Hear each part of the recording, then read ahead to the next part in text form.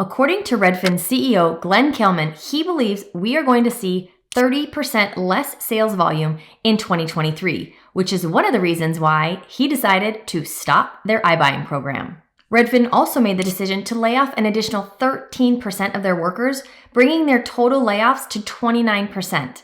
Oh yeah, and they also slashed the prices on all of the homes that they currently have on the market. Redfin CEO said this about why they stopped buying homes. iBuying is a staggering amount of money and risk for a now uncertain benefit.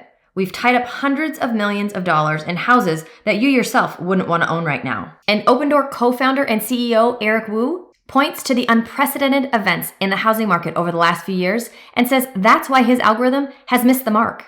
We've seen a once in a 40-year move in home prices on top of a move in velocity that we've actually never seen in housing. These sharp changes in the market has been extremely costly for every iBuyer model. Now, when we talk about iBuyers, we're talking about companies like Zillow, Redfin, Opendoor, and OfferPad. People often want to lump together the iBuyers and the institutional buyers, but they are separate. Now, the institutional buyers that you might have heard of are things like BlackRock, which is actually Home Partners of America, and Invitation Homes. But there are many more. These institutional buyers actually buy homes that are often not on the market for the specific reason of turning them into rentals.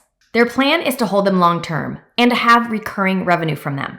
Now, if you've heard anyone say that we're turning into a rental nation and that the slogan goes, you will rent and you will like it, they are likely talking about the model of these institutional buyers. The iBuyers, on the other hand, are looking to turn these homes as quickly as possible and make as much money as possible in a short period of time. The problem with this model is if you don't watch affordability, which they didn't. So now they are stuck carrying hundreds of homes that are costing them money, and they're having to lower their prices because of it. So when did all of this happen and how did it get so bad? So I want to bring you into this chart. So what you can see from this chart is that in Q2 of 2020, we had 83% of our market was owner occupied. We barely had any iBuyers. We had a little bit of investor and a little bit of second home. Pretty normal as we had been kind of following the years. And from Q2 2020 to Q2 2021, our investor market more than doubled. Now, our second home market also grew, but what you can see is that our iBuyer business started to really explode. And this is when our affordability really started to drop. You can see right here, this green number, this is national home affordability. This blue number, this is Phoenix. This is Q2 of 2021, which I just showed you on the other chart, when the iBuyers exploded into our market, buying things above market value, just really driving our affordability down.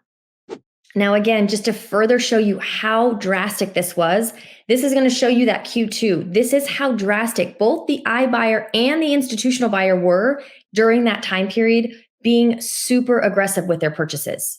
They also both peaked right around that August timeframe of 2021 and did start to pull back just a little bit. Now, what's really interesting to me on this chart is right here, when you see that institutional little bump, that the institutional buyer just kind of bump up a little bit. This is right around November of 2021. Do you remember what happened then? Zillow got out of the iBuying business. What my thought is that Zillow actually sold some of their inventory to these institutional buyers, which is what created this little jump in inventory. They then both kind of pulled back, which is again normal in our market, kind of that seasonality of our market, to pull back towards the second half of the year in that fourth quarter. And then bam, January took off in 2022 this year, and they have been on a buying spree until about June. Our market and our interest rates had changed earlier in the year, and then they have just fallen off right here, but they're still playing catch up. So then again, just to show you this is how many purchases that they were making over time. Again, this is that Q2 we've been looking at. You can see, again, the institutional buyers were below the iBuyers. And then right here, it switched. Again, this is right around that November timeframe when Zillow got out of the iBuying business and institutional buyers went over the iBuyers. They kind of flip-flop. What we know is that some of these iBuyers that had a lot of inventory actually did sell to these institutional buyers to get those homes off their books. Those homes were then turned into rentals for the institutional buyers. Just to show you how drastic it is, this is a chart just showing you Opendoor purchases. Again, here's that Q2 in 2022.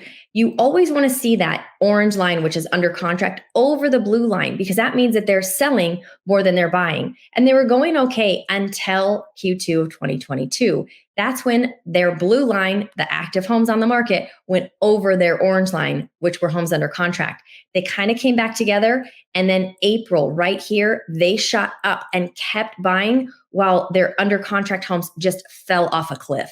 Now, why is April called out? What happened in April? This is when our interest rates hit 5% and people really pulled back out of buying. Now, if you've watched one of my other videos, I actually went into MLS and pulled specific Opendoor, Redfin, OfferPad listings out to show you what they bought them for and what they're selling them for, and the hundreds of thousands of dollars in losses that they were having. This chart further demonstrates that. If you can see right here, again, the acquisition price is below the sales price. But as we start to climb this August 2021, things really kind of started to get a little dicey. Again, end of our year, Q4, December, this time of our year, best time to buy. As you can see, kind of everything started to come back together. And then the beginning of the year, it really it widened again. So they were making a lot more money on their homes than what they had purchased them for. And then here we are, July. This is when everything changed for them. And now here we are, this is September. I know this is a few months back, it's gotten even wider, but in September, what they were seeing as their median sales price, they were seeing over a $50,000 difference between acquisition price and sales price, and not in their favor. Now, if you've watched any of my other videos, you've heard me say that these iBuyers are what our distressed seller looks like in our current market. And from those charts I just showed you, I think you can see why. But the institutional buyers are often lumped in together with them. And that's why I wanted to show you those charts, to show you the separation. Because although the institutional buyers are also acquiring more properties, they are not trying to sell them. They are holding on to them. Parcel Labs co-founder Jason Lewis said this: if iBuyers sold their active inventory at current asking, they would lock in $90 million in losses relative to their original purchase prices. Now, this is just for the Phoenix area. He went on to say this: as more pressure builds for iBuyers to exit their positions, they will likely become more aggressive in their pricing.